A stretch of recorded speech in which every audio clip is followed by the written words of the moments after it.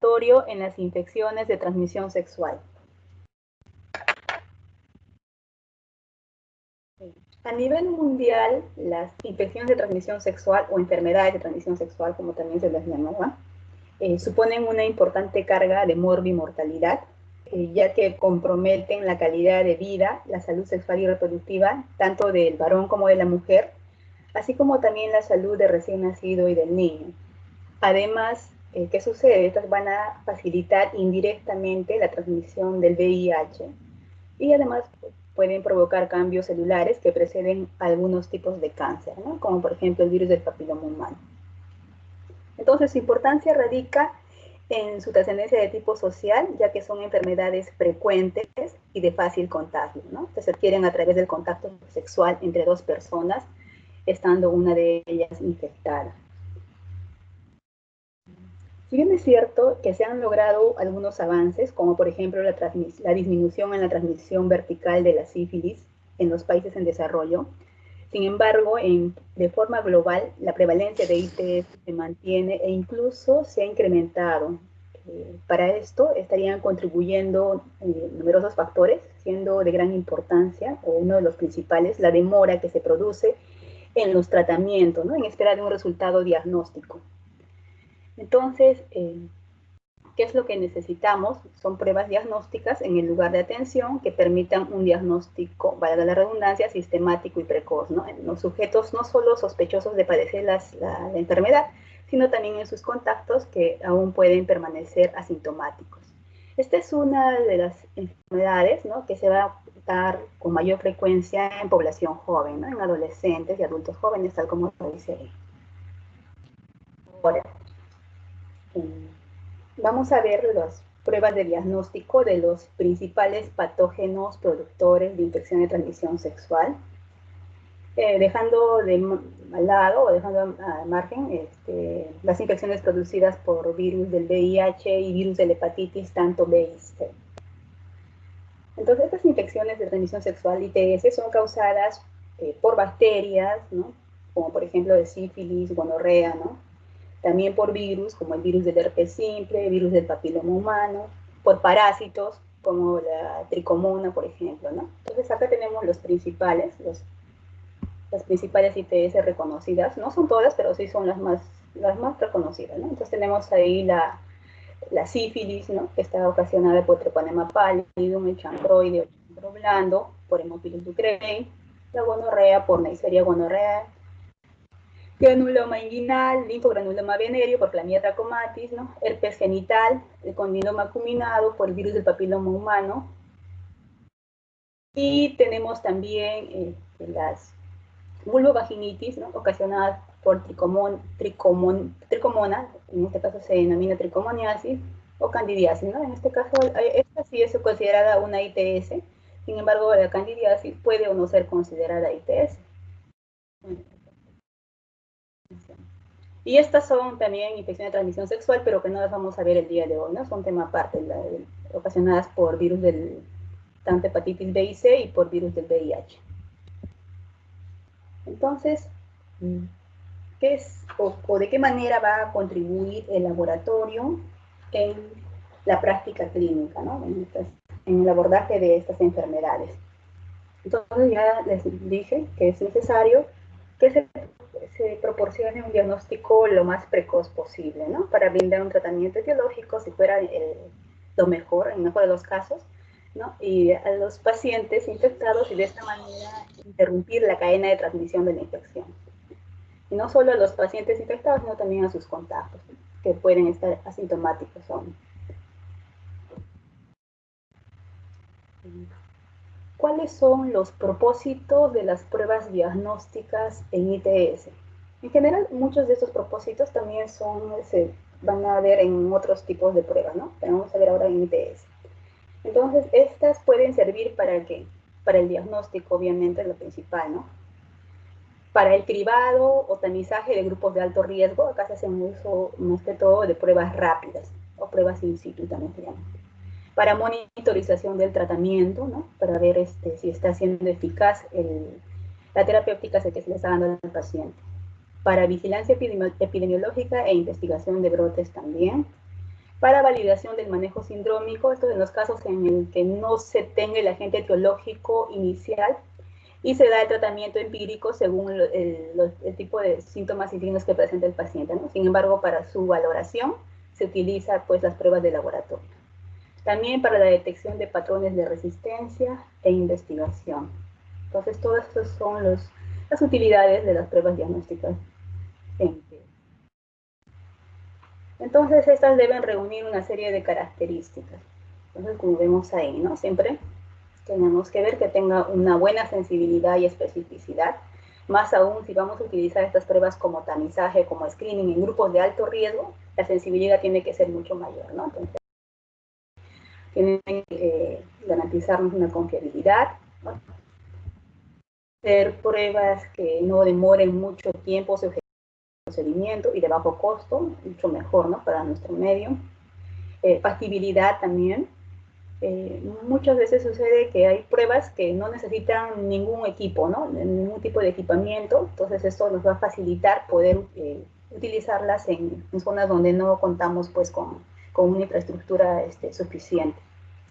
Aceptabilidad también por parte del paciente, eso dependiendo del tipo de muestra biológica que se requiera. Y obviamente todas estas pruebas tienen que estar enmarcadas dentro de un programa de control de calidad y también asegurar las medidas de bioseguridad adecuadas. ¿Qué pruebas diagnósticas empleamos? Esto va a depender del laboratorio en el que nos encontremos y también del lugar donde tengamos que aplicar estas pruebas, ¿no? Están ahí en general desde las pruebas prácticamente más sencillas, que es microscopía directa y tinción de Gram, ¿no? Entonces la tinción de Gram es una de las metodologías o de las técnicas más utilizadas en microbiología. Podemos también utilizar o determinar los antígenos de antígenos.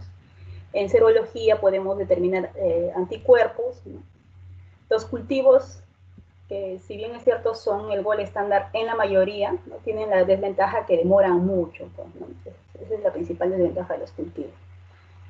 Y lo que acorta esta desventaja, o lo que nos proporciona lo que no nos proporcionan los cultivos, que es la rapidez, nos van a dar los métodos moleculares, ¿no? Es decir, la identificación del material genético, sea del virus, bacteria o que estemos sospechando. Entonces esto lo vamos a tener con estas plataformas moleculares, que son mucho más rápidas que los cultivos, pero tienen su principal desventaja todavía, que es el costo, ¿no? Tienen un costo elevado. Bien, ahí dice manejo sindrómico de pacientes, ¿no? ¿Qué es lo que sucede, por lo menos en nuestro país, en la gran mayoría de los casos? Se va a manejar esto de manera sindrómica, la ITS de manera sindrómica, es decir, no se llega al diagnóstico etiológico inicial, sino se van a agrupar estos según los síntomas y signos que presenta el paciente en diferentes síndromes, ¿no? Y de acuerdo a eso se va a dar un tratamiento empírico, y lo más precoz posible, ¿no? Porque eso es lo que se quiere, dar el tratamiento lo más precoz posible, evitar que el paciente se pierda, pues, ¿no? Porque de repente si tú le citas al paciente para que se haga una prueba en laboratorio, ¿no? Y más si no tiene laboratorio cercano, de repente el paciente se va a perder ahí y obviamente también va a demorar el tratamiento y este paciente va a seguir contagiando, ¿no? Entonces lo que se quiere es brindar tratamiento lo más pronto posible y cortar la cadena de transmisión. Entonces en estos pacientes, como les dije, se da el tratamiento en forma empírica, pero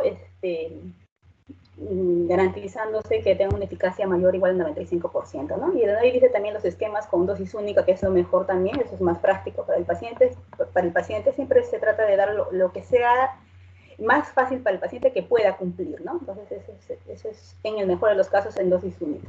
Y además va acompañado de estas 4 Cs, ¿no? La consejería para el cambio de conductas de riesgo, el cumplimiento del tratamiento, la ubicación de los contactos y el manejo también, ¿no? Es importante eso para que el contacto también nos siga contagiando, pues. El uso de preservativos como promoción. Entonces, ¿cómo se han enfocado, cómo se han agrupado estos síndromes en ITS, ¿no? Tenemos ahí en general 4 grandes síndromes, ¿no? El síndrome de secreción uretral, que prácticamente es mucho más frecuente en varones, el síndrome de flujo cervical y dolor abdominal bajo o dolor pélvico en mujeres, la úlcera genital, que puede darse tanto en hombres como en mujeres, y el bubón inguinal. Entonces vamos con el síndrome de flujo uretral o descarga uretral, también llamado. Este es en sí la queja más común de ITS en varones. Se caracteriza porque se presenta una secreción o fluido por la uretra, acompañado de dolor y ardor al orinar, ¿no? Además, esta secreción puede tener diferentes características. Esta puede ser purulenta, puede ser mucoide, puede ser blanquecina, clara, abundante o escasa, ¿no? Sin embargo, estas características no nos van a permitir diferenciar qué tipo de germen es. Por eso se abarca esto incluye estos principales gérmenes, ¿no? Entonces vemos que los más comunes son Neisseria gonorrea y Chlamydia trachomatis, ¿no?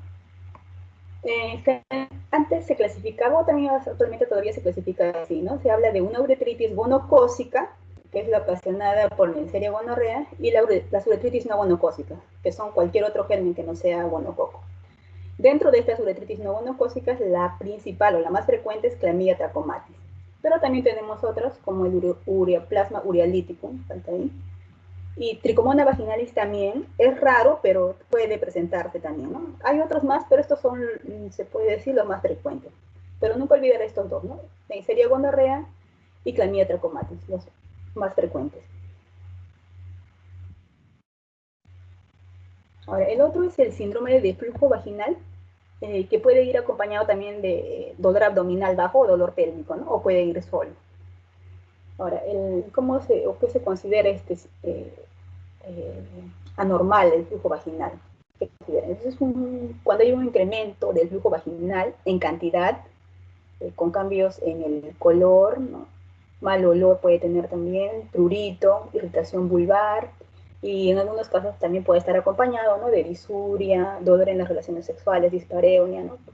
E incluso, como les dije, puede ir acompañado de síndrome de dolor abdominal bajo. Ahora, este proceso inflamatorio puede ser exclusivo o está localizado exclusivamente en la propia vagina, y es un síndrome de flujo vaginal, ¿no? Nada más. Pero si no, también puede incluso abarcar el cervix. Y esto va a dar lugar también que la etiología sea diferente, ¿no? Si hablamos de un síndrome de flujo vaginal propiamente dicho, entonces los gérmenes involucrados son eso, ¿no? Trichomona vaginalis, candidiasis o cándida, que puede o no ser está considerada una ITS, como les mencioné, y vaginosis bacteriana. No es considerada así una ITS, pero como también causa el flujo vaginal, síndrome de flujo vaginal está considerado aquí, ¿no?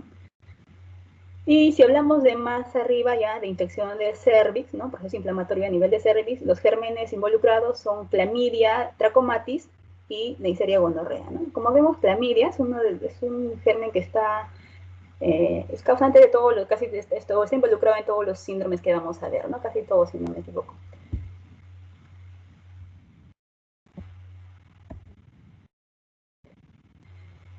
El otro síndrome era el síndrome de dolor abdominal bajo o síndrome de dolor pélvico. En este caso hay que primero descartar, ¿no? Que no se deba este dolor abdominal a alguna causa quirúrgica, ¿no? Entonces, primero hay que descartar eso. Puede ser pues una apendicitis aguda, un embarazo ectópico roto, un aborto séptico de repente, ¿no? Descartando esta causa quirúrgica, entonces ya hablamos propiamente de una enfermedad pélvica inflamatoria, ¿no? Esta tiene algunas características, bueno, que no es el tema de hoy, pero hoy va a reunir una serie de criterios mayores y menores que definen esta enfermedad enfermedad pélvica inflamatoria, ¿no?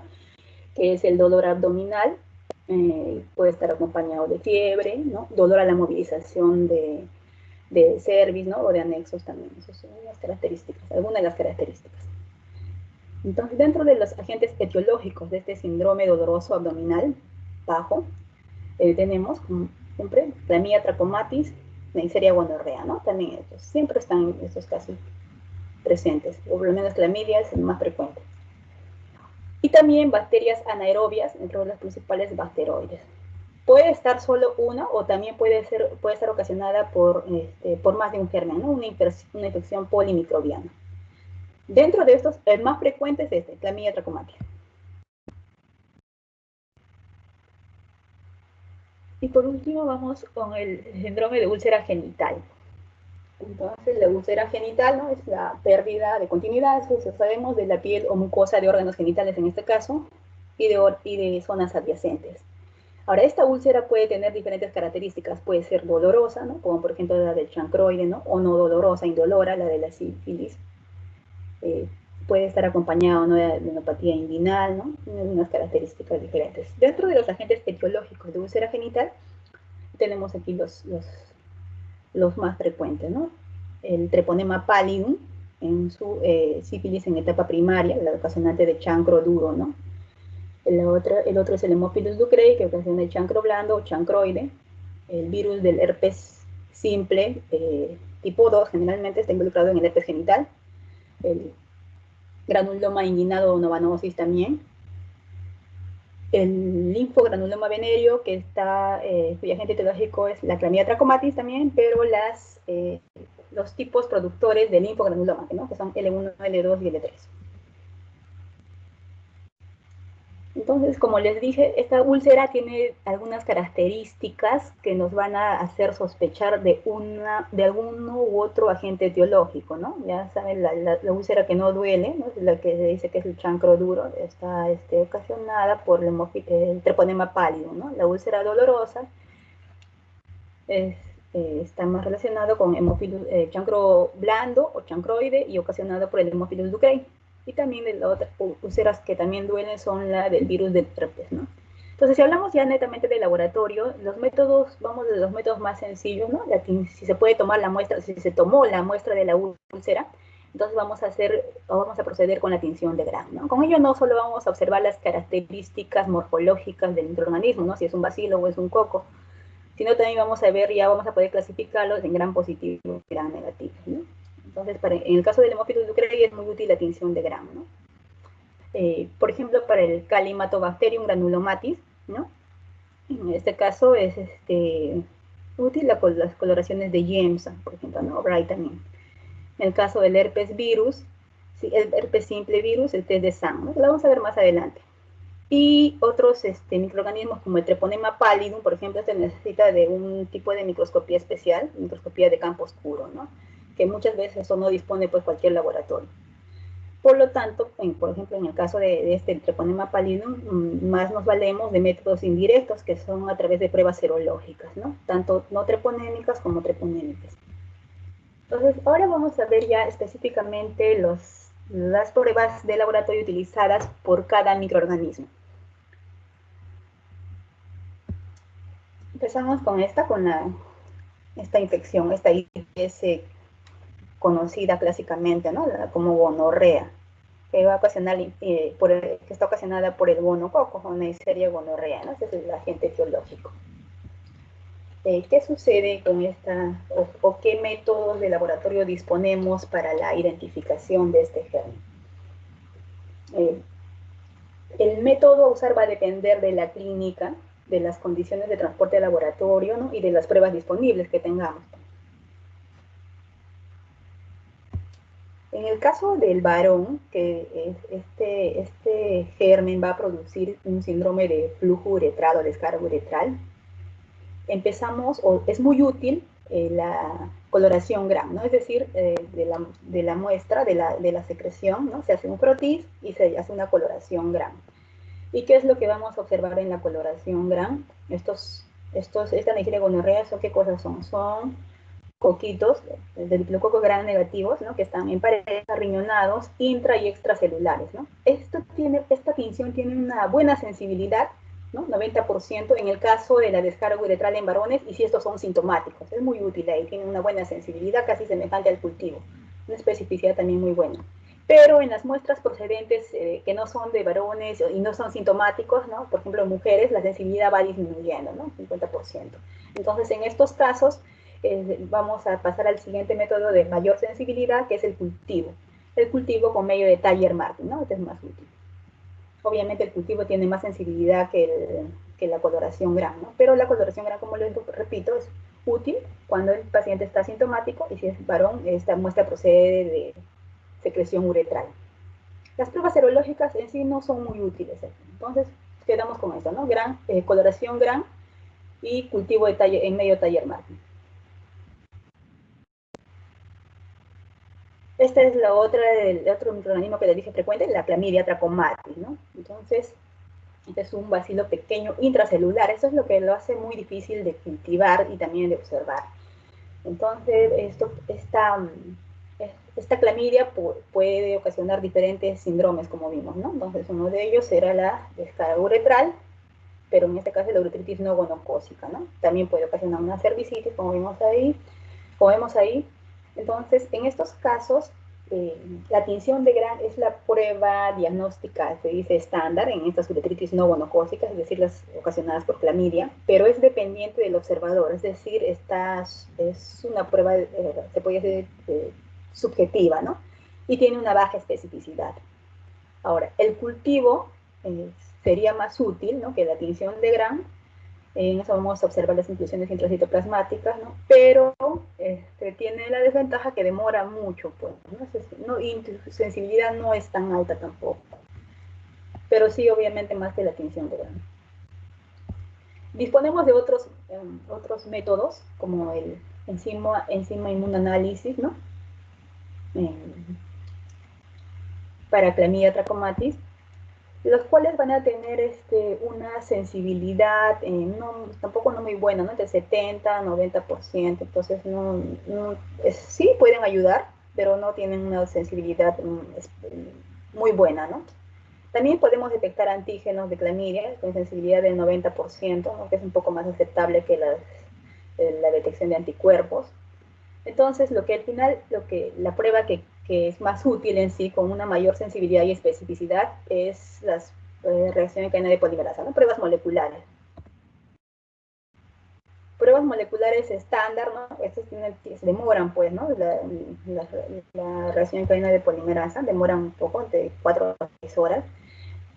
Y ahora, ¿no?, cada vez más están implementándose pruebas moleculares rápidas, ¿no?, que son igual, no PCR, pero rápidas, y que necesitan menos manipulación en sí del técnico operador, ¿no? Entonces, incluso hay pruebas moleculares que te van a identificar simultáneamente si hay clamidia trachomatis o Neisseria gonorrea, ¿no?, que son los dos gérmenes más frecuentes en lo que respecta a síndrome de flujo uretral y síndrome doloroso abdominal bajo en el caso de mujeres.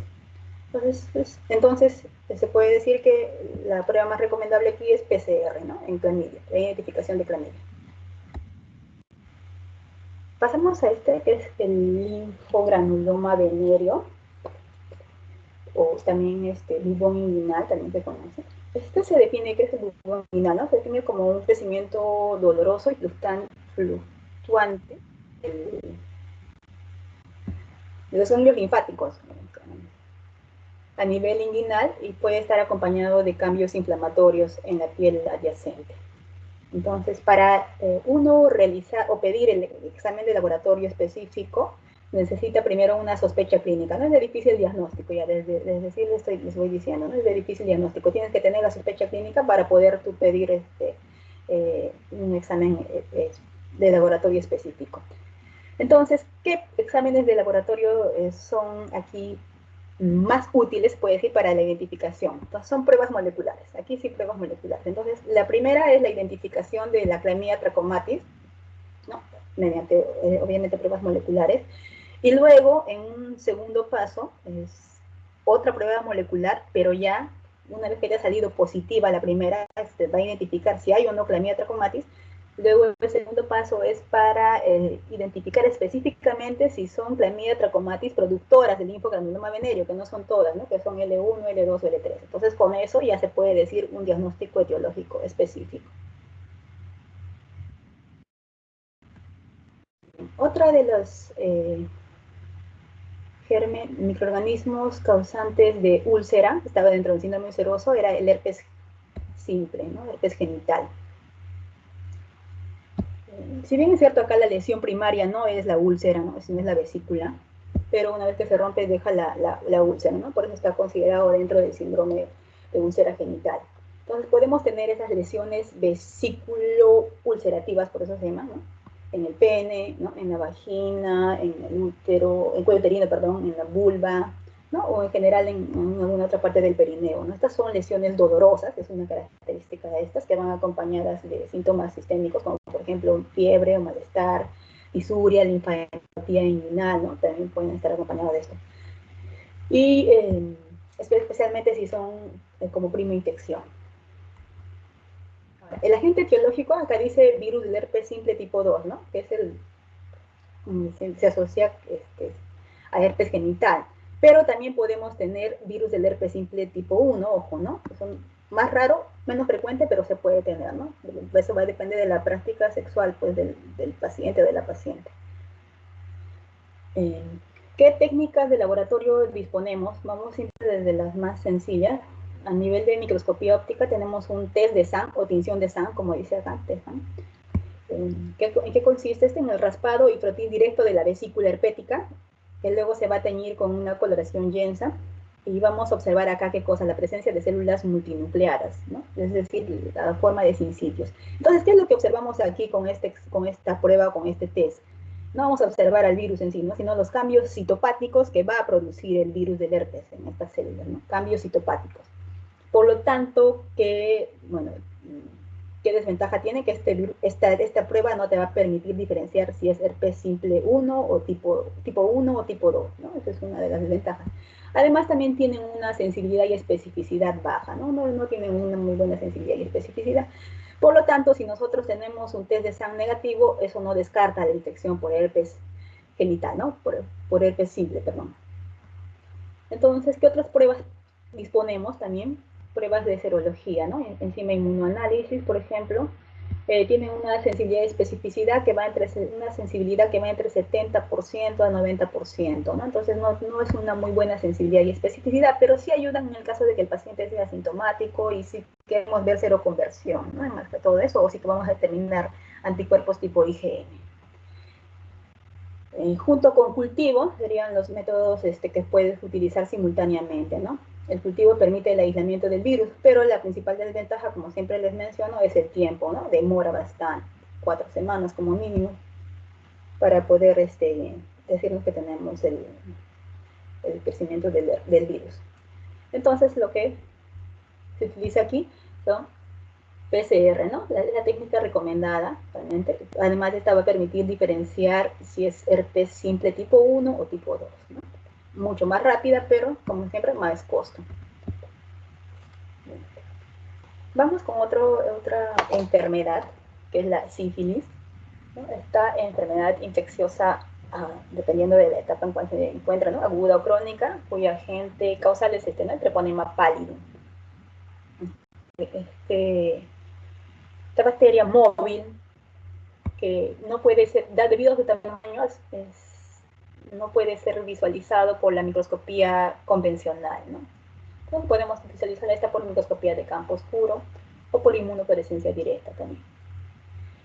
Ahora, como casi no podemos utilizar esto, no todos los laboratorios disponen de esta metodología, ¿no? de estos equipos, ¿no? Microscopía de campo oscuro. Entonces, lo que más utilizamos son las pruebas serológicas, ¿no? O métodos indirectos se llaman.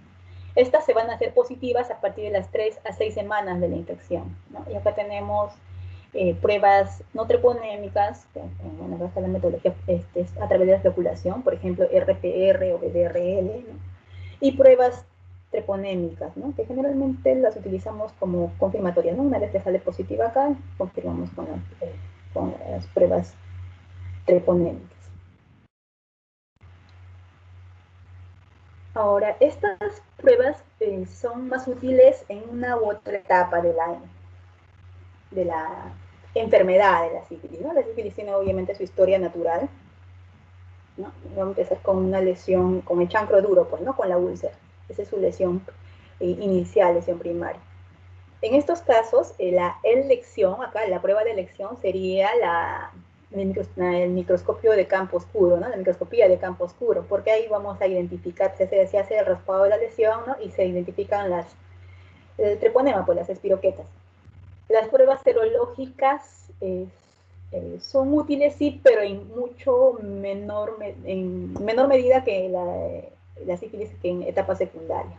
¿Por qué? Porque todavía, como les dije, se resisten positivas a partir de las 3 a 6 semanas, ¿no? Entonces, aquí en la primaria, generalmente, la elección sería esta, ¿no? La microscopía de campo oscuro, directo de la úlcera, la identificación del treponema. En la etapa secundaria ya, que generalmente está caracterizada esta por el rash en mácula papular, ¿no? Cutáneo, por la rosuela sifilítica clásicamente, ¿no? Esto era cuando generalmente no se da tratamiento, ¿no? Esa es la forma como va a evolucionar la enfermedad naturalmente. Entonces acá tenemos la sífilis secundaria, ¿no? Que se caracteriza por esa rosuela sifilítica, o también las lesiones, el condiloma plata, ¿no? Condiloma plano. En estos casos, sí es de elección las pruebas serológicas. Aquí son 100% sensibles, como vamos a ver las pruebas treponémicas, no treponémicas, perdón, y las treponémicas también casi hasta el 99% de sensibilidad, ¿no? Una alta sensibilidad. Y luego, bueno, pues esto pasa a una fase latente precoz y latente tardía, ¿no? Que ahí no está. Y luego pasamos a una fase terciaria, ¿no? En la cual va a haber también alteraciones cutáneas, o también puede tomar los sistemas cardiovascular, nervioso, como sabemos, ¿no? Osteomuscular también. En estos casos casi no se va a encontrar el treponema ahí, entonces no son útiles pruebas directas. También son útiles aquí las pruebas serológicas, ¿no? Menos sensibilidad que la secundaria, pero también tienen una buena sensibilidad, no tanto como la secundaria, pero sí una alta sensibilidad. Entonces vamos a empezar, ya, como les mencioné, las pruebas en sífilis, las más utilizadas o las clásicamente utilizadas hasta ahora son las pruebas serológicas, ¿no? Las pruebas indirectas, perdón, pruebas indirectas. Es decir, pruebas, acá vamos a tener pruebas no treponémicas y pruebas treponémicas. Las pruebas no treponémicas o pruebas reaginas, que antiguamente se denominaban así. ¿En qué consisten?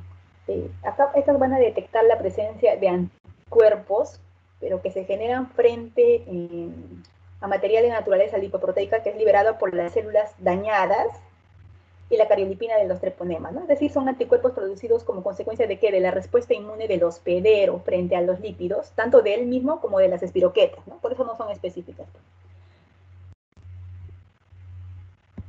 Para su realización, ¿qué vamos a tener? Vamos a utilizar aquí el suero del paciente, ¿no? O el plasma en algunos casos también podemos utilizarlo. Es mezclado con los antígenos que vienen en un soporte, generalmente circular, ¿no? Con un diámetro estándar.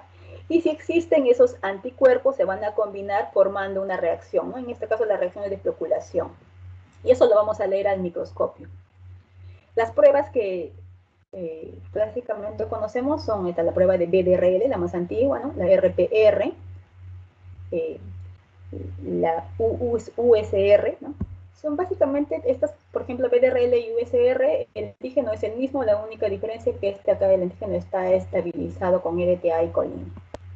Y el RPR viene además unido a antígenos, o el antígeno viene unido a partículas de carbón, lo cual hace que en estos casos ya no sea necesaria la utilización de un microscopio.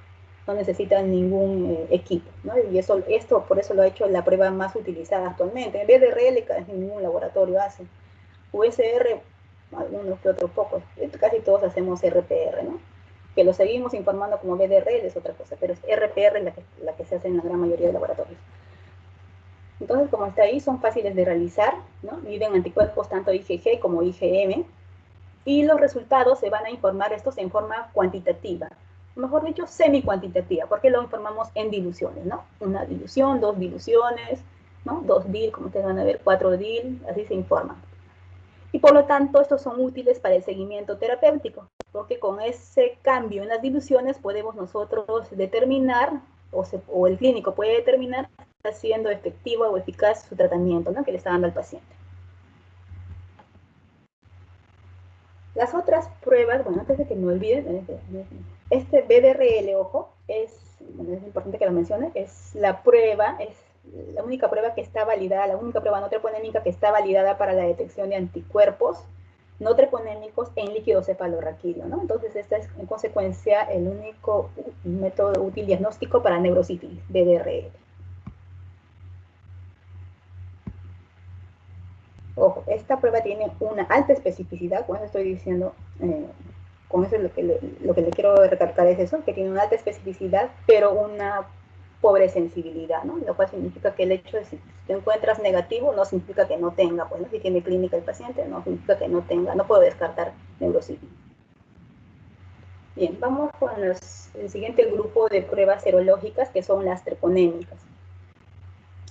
Estas pruebas treponémicas sí van a tener la característica de que se utilizan para confirmar los resultados generalmente positivos que obtenemos mediante las pruebas no treponémicas, ¿no? Y van a detectar qué cosa, anticuerpos específicos, pero contra antígenos treponémicos, ¿no? Esa es la diferencia con las pruebas anteriores. Entonces, dentro de estas pruebas tenemos cuáles. La FTA-ABS, como dice ahí, ¿no? Que es la inmunofluorescencia indirecta con absorción del suero. La otra es la microhemaglutinación o hemaglutinación, en este caso con treponema pallidum, ¿no? El otro enzima inmunoanálisis también, ELISA, o ahora mucho más se utiliza quimioluminiscencia, que el principio es el mismo en sí, ¿no? Pero es un poco más sensible. Entonces, como dice ahí, anticuerpos que van dirigidos contra componentes treponémicos celulares. Esto sí, es importante que lo recuerden. Estos exámenes son cualitativos, o sea, se informan como positivo o negativo, o reactivo y no reactivo, ¿no? No hay más. Aquí en estos casos no vamos a informar como diluciones ni nada de eso. Son exámenes generalmente que lo utilizamos de manera confirmatoria si nos sale a las pruebas no treponémicas. Tienen una buena sensibilidad y especificidad también. Entonces, ¿cómo hacemos la interpretación de estas pruebas, ¿no? ¿Qué pasa? Cuando una prueba no treponémica te sale reactiva, ¿qué significa esto? Esto puede deberse a una infección secundaria, ¿no? Una sífilis en etapa secundaria. Esta es la principal causa, porque les dije que acá es donde tienen una mayor sensibilidad de estas pruebas no treponémicas. También puede ser una infección reciente, tratada o no tratada, pero en el menor de los casos. Esta es lo que te indica generalmente, ¿no? La infección secundaria es una alta sensibilidad a la prueba no treponémica. Ahora, si la prueba treponémica sale reactiva, ¿qué indica? Puede ser en una infección primaria inicial, puede ser, es en el menor de los casos, pero sí podría ser. Esta es un poco más sensible que la no treponémica para la sífilis en etapa primaria, ¿ya? En una infección secundaria sí, eso sí, por eso generalmente lo utilizamos para confirmar. Infección reciente tratada o no tratada también puede, ¿sí? Puede salir positiva, puede salir reactiva, ¿no? Y ojo, esta infección pasada, ¿no? ¿Qué quiere decir? Bueno, puede ser una sífilis tardía en aquellos casos con prueba no treponémica no reactiva, ¿no? ¿Qué significa esto? Es que hay que tener cuidado también, ¿no?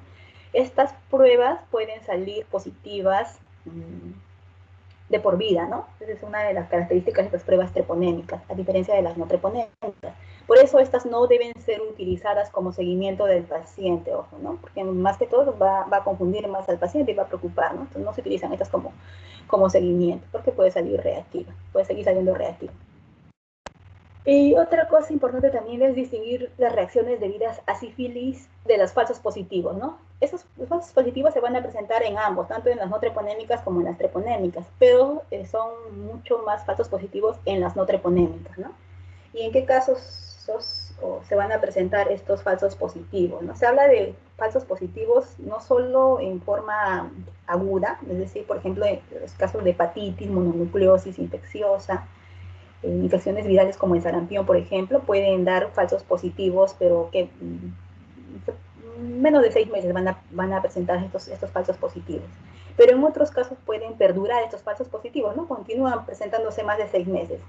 ¿En qué casos puede ser?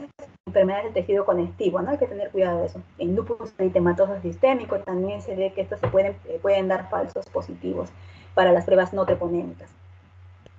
¿Qué más? Anomalías de inmunoglobulinas, en algunas neoplasias también puede presentar estos falsos positivos. Tienen la diferencia de la enfermedad de sífilis en sí, que generalmente esos falsos positivos son a bajas diluciones, ¿no? Eso es una característica. Este cuadro es solo para ya recalcar la sensibilidad de las pruebas serológicas de sífilis, ¿no? Entonces dijimos, lo agrupábamos en no treponémicas y treponémicas, ¿no? Las no treponémicas, como les mencioné, pueden incluso dar positivo desde la etapa primaria, pero con una menor sensibilidad, como vemos aquí. En los que sí son de gran ayuda son aquí, ¿no? En la sífilis secundaria, aquí 100% de sensibilidad tienen. La sífilis, tanto perdón, acá dice latente precoz y latente tardía, también tienen, en latente precoz tienen todavía una buena sensibilidad, ¿no? Va disminuyendo ya si es que es más ya es una etapa latente tardía. Pero aquí es donde es la mejor sensibilidad de estas pruebas, en la etapa secundaria. Al igual que las no treponémicas, ¿no? 100% de sensibilidad. Ahora, estas treponémicas, a diferencia de las no treponémicas, su sensibilidad es mayor en etapa primaria que las no treponémicas, ¿no? Entonces, estas son más útiles en las infecciones recientes, ¿no? Como decía, tanto tratadas como no tratadas.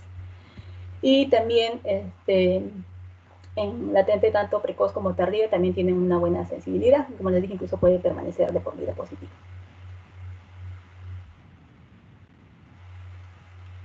Otro punto antes de terminar lo que es sífilis es hablar sobre la cero conversión de las pruebas no treponémicas a negativo, ¿no? O sea, cuánto tardan en hacerse negativas.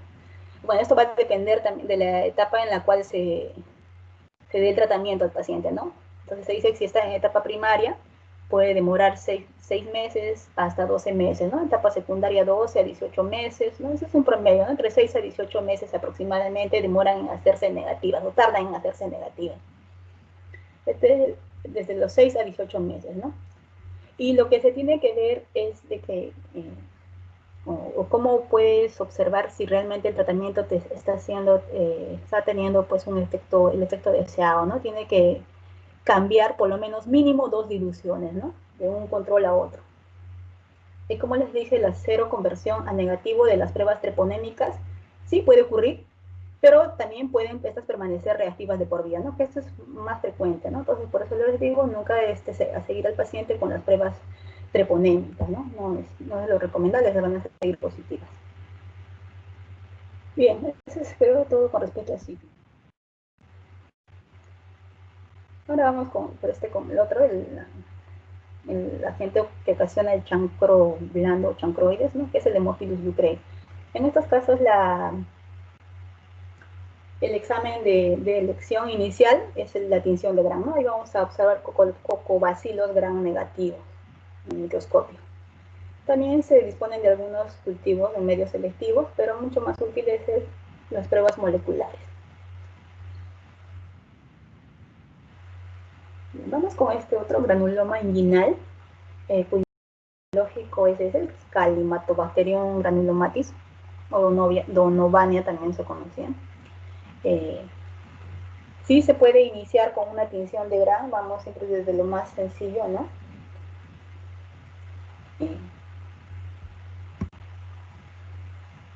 Pero lo que se recomienda es hacer, ¿qué cosa? La biopsia de las zonas de granulación activa, ¿no? Se hace un extendido de ese tejido y se tiñe con coloración yensa, y ahí se deben observar característicos son los cuerpos de Donovan intracelulares. Ese es el diagnóstico más recomendado para el granuloma inguinal.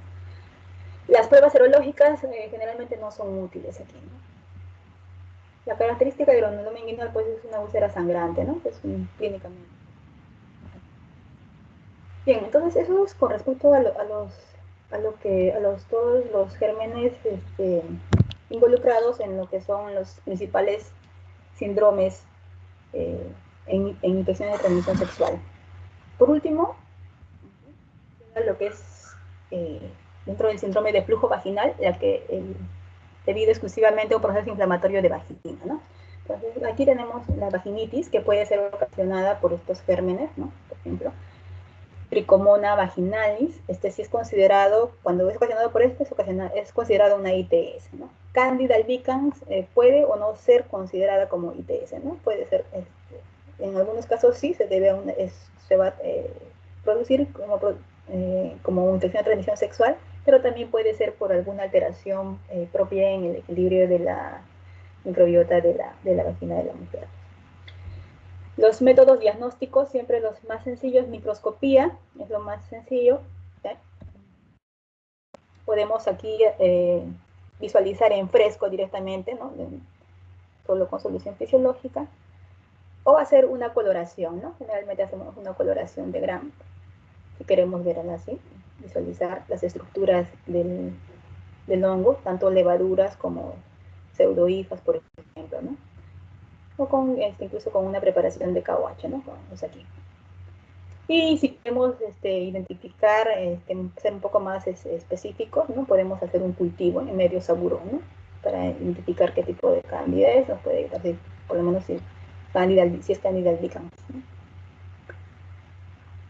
En este caso se está hablando de la vaginitis producida por cándida.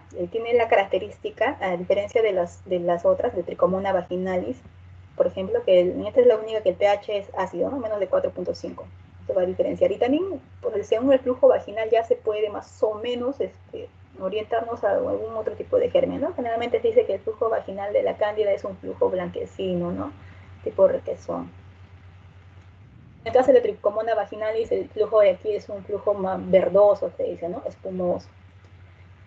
Esta sí es ocasionada por este protozoario, ¿no? Flagelado, que podemos verlo por microscopía directa, ¿no? En microscopía vamos a ver qué va a pasar, pasa corriendo, pues, este protozoario, ¿no? Muchas veces no lo podemos incluso visualizar, tenemos que estar ahí esperando lo que pasa. Y también podemos incluso hacerle una tinción. A diferencia de la vaginitis producida por cándida, entonces va a alcalinizar el pH, ¿no? Un pH más de 4.5. El único que tiene pH ácido, que va a conservar el pH ácido, es la cándida, perdón, no solo cándida. En cambio acá el pH es más de 4.5. También se disponen de pruebas rápidas de identificación de la noticia. Bueno, y hablando por último de otra causa de flujo vaginal considerada ITS, es vaginosis bacteriana, ¿no? Esto más que, en este caso, de que lo que sucede aquí es un desequilibrio, ¿no? En la microbiota vaginal, más que otra cosa, más que una ITS. Entonces van a proliferar gérmenes que se encuentran ahí normalmente, pero en menor cantidad, ¿no? Por ejemplo, la Gardnerella vaginalis, Mobiluncus, pueden estar incluso otros gérmenes que están normalmente ahí en la flora, pero van a proliferar de manera anormal, ¿no? Como dice ahí, no es una ITS, ¿no? Se disponen de algunos criterios que son útiles para decir que estamos frente a una vaginosis bacteriana, ¿no? Uno de ellos son los criterios de Hamsen. Se dice que 3 de 4 criterios definen esto, ¿no? Entonces, una es la característica del flujo, un flujo grisáceo, ¿no? Maloliente. Esa es la característica del flujo de la vaginosis bacteriana. El pH también es un pH más de 4.5. El test de aminas acá sí es positivo. En el otro, en la Trichomona, puede o no ser positivo, ¿no? Es decir, cuando se alcaliniza con KOH con hidróxido de potasio, va a despedir ese olor a pescado, ¿no? Característico. Y la presencia de las células guía o células clave o clucel, ¿no? Que son estas son las células epiteliales cubiertas por estos cocobacilos, ¿no? Gran negativos o gran variables, ya que es la Gardnerella vaginalis, como vemos aquí en abundancia, ¿no? Entonces, 3 de esos 4 criterios nos dicen que estamos frente a una vaginosis bacteriana, ¿no? Importante considerarla también porque es una característica del flujo vaginal, pero no es considerada una ITS. Bueno, y por último ya la infección por el virus del papiloma humano, ¿no?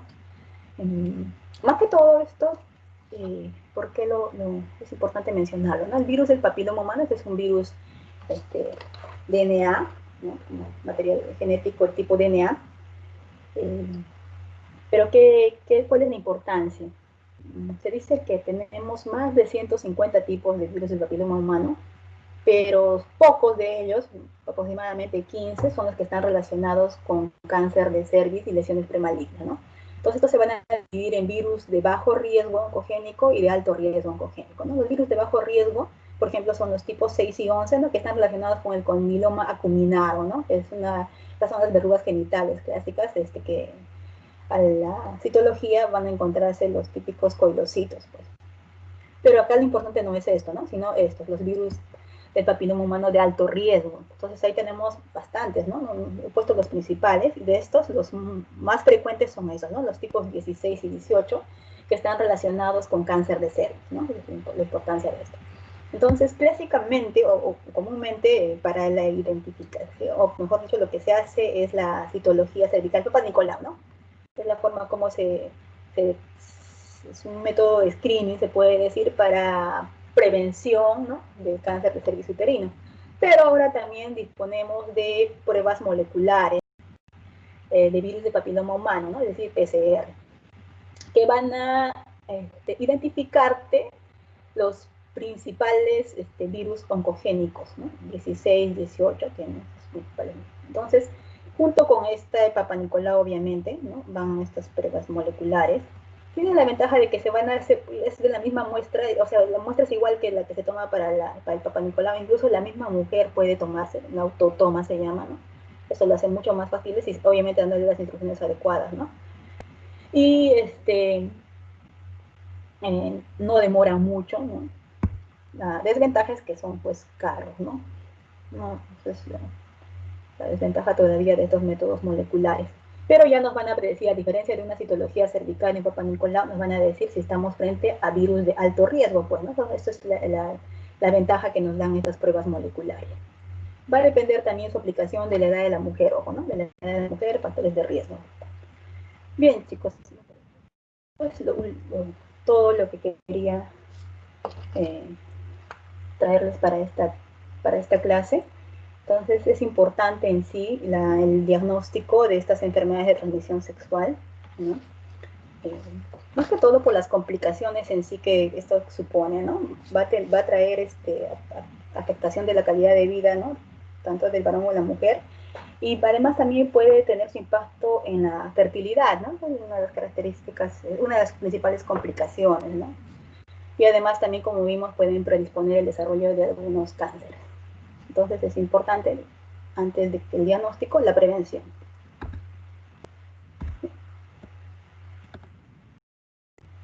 Eso es todo.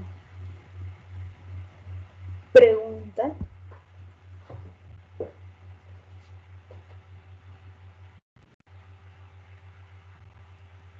Buenas tardes, disculpe. Hola. Dime. Doctora. Sí.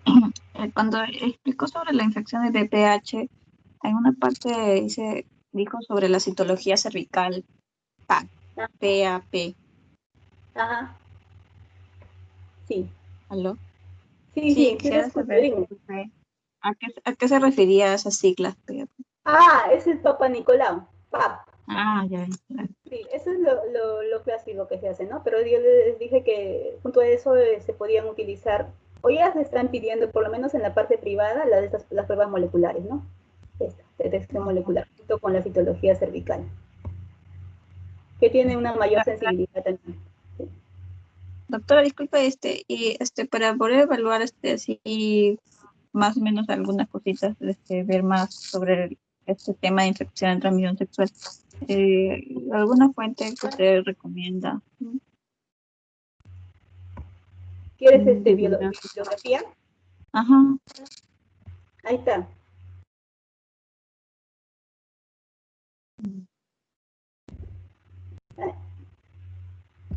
Y aquí saqué, y también tengo, esa creo que no le he puesto acá, o está en otra. Directamente del laboratorio, bueno, acá no está, creo, no le puse. Acá está, sí, el diagnóstico molecular de enfermedades infecciosas.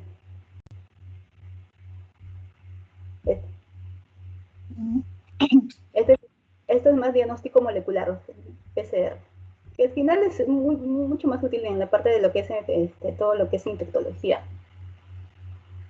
Vamos a llegar al final a eso, antes que los cultivos son muy buenos, pero demoran bastante.